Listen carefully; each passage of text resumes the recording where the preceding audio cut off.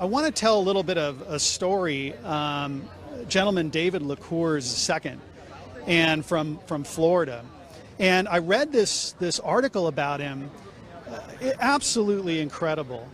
And the reason why I want to tell this story is that I was thinking that if I were her lawyer, you know, what evidence would I put on for Britney to show that she has capacity? Because we know the other side, the conservatorship team, is going to try and put on all kinds of evidence why she shouldn't be free. Well, what evidence could Britney put on for herself when she is controlled? There's people who monitor her movements, see who she can see what she can, that control what she can say. So wouldn't that be a self-selecting audience of people that maybe would be under control of the conservatorship team? So how is she going to put on this evidence to show, like, hey, there's nothing wrong with me? And when I came across the article about David, I thought this is the evidence that she needs. And here's his story.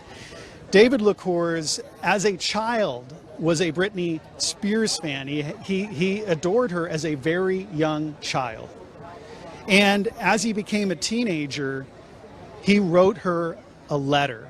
He was going through a lot. He was openly gay, and he was worried about a lot going on in his life. He was even suicidal. And he wrote her a letter, and he said, "Britney, you saved my life." It was because of the connection that he felt with her that he got through a hard stage in his life. And he handed the letter. He went to a show, he handed the letter, and the bodyguard for Britney ran down and said, "Hey, I want to get your return address because Britney may like to correspond with you." And you know what? She wrote him a letter. She invited him. And it's a handwritten letter, so we know, we can tell, I guess, it's from her.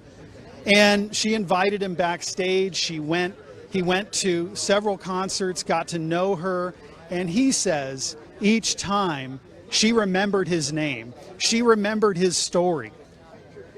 And his point is, how can somebody who's so incapacitated that it would need a conservatorship would remember my name, would be so kind to me consistently over time? This isn't one time, this is many times. This isn't a publicity stunt. This was done privately, in her own hand. I think he's witness number one.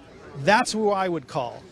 Because how could it possibly be that she is so incapacitated that she needs a conservator when she's able to do this? I think that's excellent evidence. I've communicated, reached out with David over Twitter. He wasn't able to join the show, but he said he would be happy if we talked about him. So I just think what a wonderful story of how this performer, this person, Britney Spears, has touched so many people's lives, and in a way that provided evidence for her to get out of this. Can you imagine what she couldn't even have known that? It was an act of kindness towards a fan that may now unlock this prison that she's in. So to me, what a beautiful story. So much empathy and care for a fan that she took, and now to provide that as evidence that could get her out of this mess that she's in.